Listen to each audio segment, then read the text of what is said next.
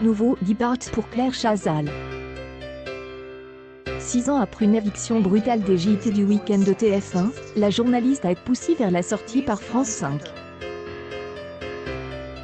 Afin de proposer une version allongée de ses aveux à la rentrée 2021, France Télévisions a fait basculer son magazine, Passage des Arts, de la 5 à France 2. La formule de Passage des Arts a été remaniée. Le magazine diffuse un rythme quotidien par France 5 au cours de la saison 2020-2021, a été installé sur France 2 le dimanche en deuxième partie de soirée. Pour sa première, il a été loin de briller en audience. Claire Chazal et ses invités n'ont pas excédé la curiosité de 320 000 téléspectateurs, soit 3,9 EL ensemble du public. La 2 a été, en outre de TF1, France 3 et M6, battue par TFX et RMC Story. Une semaine après avoir été des programmes pour un hommage à Bernard Tapie, Passage des Arts a retrouvé l'antenne de France le dimanche 10 octobre.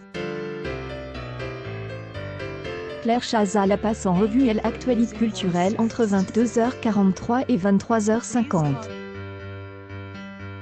L'émission a fait chuter la 2 à un niveau des audiences critiques. L'ancienne reine des JT du week-end de TF1 est limitée à la présence de 324 000 téléspectateurs, soit 2,8 EL ensemble du public.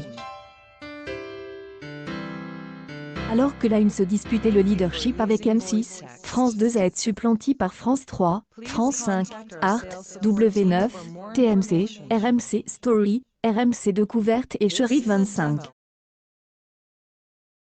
Malgré cette tendance inquiétante, France 2 n'acte, pour elle, ni un changement de programmation, ni un arrêt de Passage des Arts.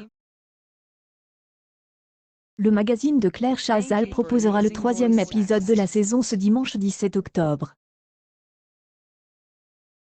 L'actualité culturelle de la semaine écoulée sera décryptée à partir de 22h50.